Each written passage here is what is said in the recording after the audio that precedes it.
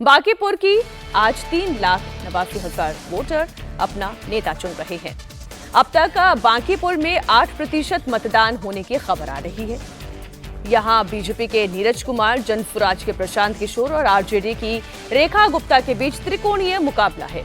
एक और बड़ी बात यह है कि प्रशांत किशोर पहली बार चुनाव लड़ रहे हैं। बांकीपुर सीट बीजेपी के लिए एक सुरक्षित सीट मानी जाती है।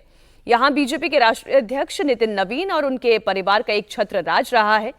1990 से बीजेपी इस सीट से लगातार जीतती आई है। पहले नितिन नवीन के पिता 1990 से 2005 तक यहां से विजयी रहे और फिर उसके बाद नितिन नवीन लगातार यहां से जीतते रहे। डेटा आपके सामने है। बीजेपी ने सीट से युवा नेता नीरज कुमार सिन्हा पर इस बार दांव लगाया है। बांकीपुर उपचुनाव के दौरान हंगामा होने की खबर भी आ रही है। बीजेपी और जनसुराज के कार्यकर्ताओं के बीच झड़प भी हुई है। किदवईपुरी के एक पोलिंग बूथ के बाहर दोनों पार्टी के कार्यकर्ताओं के बीच विवाद हुआ। फिर कार्यकर्ताओं के बीच पुलिस ने बीच बचाव भी किया।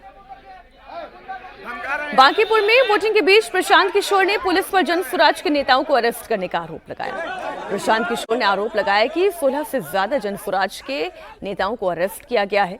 गिरफ्तारी के बाद नेताओं को दानापुर शिफ्ट किया गया। पीके ने आरोप लगाया है कि पुलिस सरकार की मदद कर रही है, सरकार घबरा गई है और इसलिए इस तरह के हथकंडे अपना रही है। 16 से ज्यादा जनसुराज के नेताओं को पुलिस ने कल पूरे शाम देर रात तक परेशान किया। उनको अरेस्ट, सो कॉल्ड अरेस्ट किया है, लेकिन बेसिकली पेपर पे अरेस्ट नहीं किया, उनको डिटेन कर लिया है और फिर उनको अलग अलग थानों में रखा गया। थानों से हटाकर उनको कहाँ ले जाया गया ये किसी को पता नहीं था। रात में 2 घंटे के मशक्क़त के बाद ये पता चला कि उन सबको यहाँ से दानापुर शिफ्ट किया गया है। अगर उन्होंने कुछ गलती करी है, अगर कोई गैर कानूनी काम किया है तो उन पर आप केस कीजिए, लेकिन अगर वो नहीं उन्होंने किया है तो सिर्फ और सिर्फ सत्तारूढ़ दल बीजेपी की मदद करने के लिए, सरकार की मदद करने के लिए पुलिस राजनीतिक दल बनकर जनसुराज के कार्यकर्ताओं को पकड़कर उनको सिर्फ इसलिए पकड़ रही है कि वो चुनाव में कुछ न कर सके।